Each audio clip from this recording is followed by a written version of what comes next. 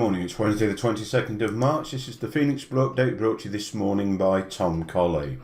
Okay, quiet, relatively quiet in the markets yesterday. There isn't a great deal of news this week, so it's somewhat a week of seeing where price settles following the Fed rate rise and, shall we call it, surprise retracement by the dollar. Before we do anything else, let's just have a look at the news we have had. We won't need to speak about that. Mark spoke about that yesterday. CPI yesterday from the pound came in ahead of forecast, 2.3% inflation year on year versus 2.1 forecast, 1.8 the previous month. Starting to have people talking about the need for the UK to raise rates, for the Bank of England to raise rates. So that has had a bullish effect on the pound. Mark Carney spoke himself. The context of his talk was more in connection with this is a spike driven by fuel prices, food prices, etc., etc. Although they are anticipating inflation, driven predominantly by the low value of the pound post the Brexit vote. His message was not to knee-jerk a rate rise at this stage. Core retail sales out of Canada came in ahead of forecast, and then we had a positive dairy index, price index from New Zealand, which came through at 1.1% positive. We don't have a forecast on this. Previous week or a fortnight ago, it was minus 6.3%. What do we have going forward to today? But the only red flag news today is crude oil inventories. Crude's trading around the $48 level at the moment, back down at its low from last week. If we see some negative information here, we did actually have, last week we had the first positive stock reduction on crude oil inventories for, I believe it was 12 weeks. There we go. We see we had a minus 0.2 million barrel reduction last week. We're looking at a forecast of inventories being 1.9 million this week. What will we get? Will we go back to an increase, or will we see further decreases? Inevitably will have an effect on crude. Then this evening, probably the biggest thing we've got for the day is the official cash rate and the Reserve Bank of New Zealand statement at 8 p.m. UK time. We expect this to be a cautious statement. We don't expect to see a change or a rate hike or a rate reduction. We expect the conversation or the statement to be relatively dovish and potentially with an attempt to talk down the level of the Kiwi. Over to the charts themselves, and we're at or approaching some very, very key levels. This is the dollar index. Yesterday we broke and closed below $100 on the dollar index. We had a considerably bearish day, as you can see. The next level, and this is a very key level at 99.20 or thereabouts, is effectively our neckline from this head and shoulders. So that will give us a very clear indication for the medium term on the dollar. If that breaks, we are going to see more downside. If the head and shoulders were to play out, we'd be looking for price to come down to around the level of the low of the spike.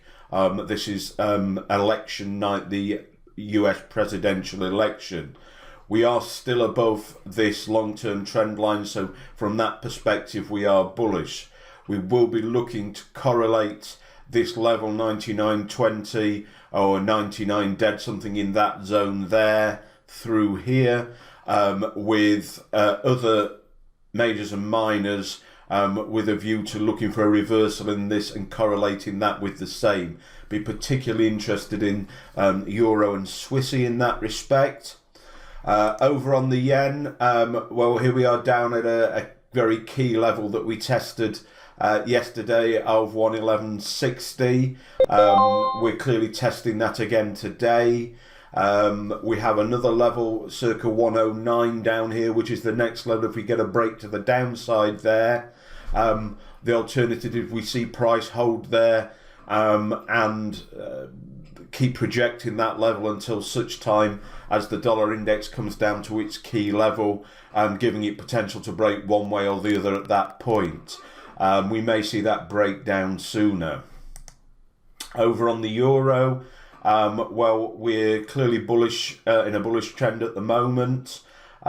We are looking today for a trade, and it will only be a short-term intraday trade from the level through this spike here and the low there.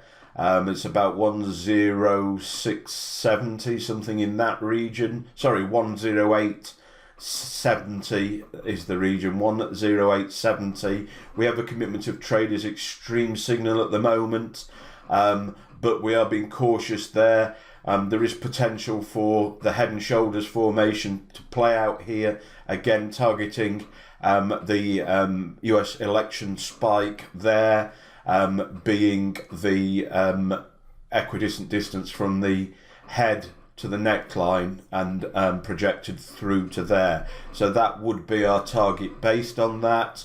For that reason, we're cautious on this entry here.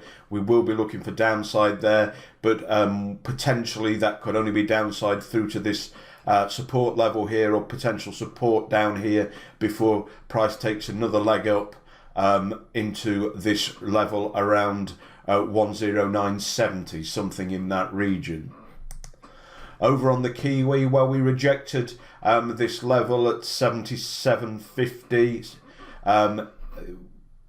Yesterday overnight we've had more of a bearish signal here. This was a bearish engulfing bar. There was certainly an end of day price action trade there if you were looking to take an entry on that basis.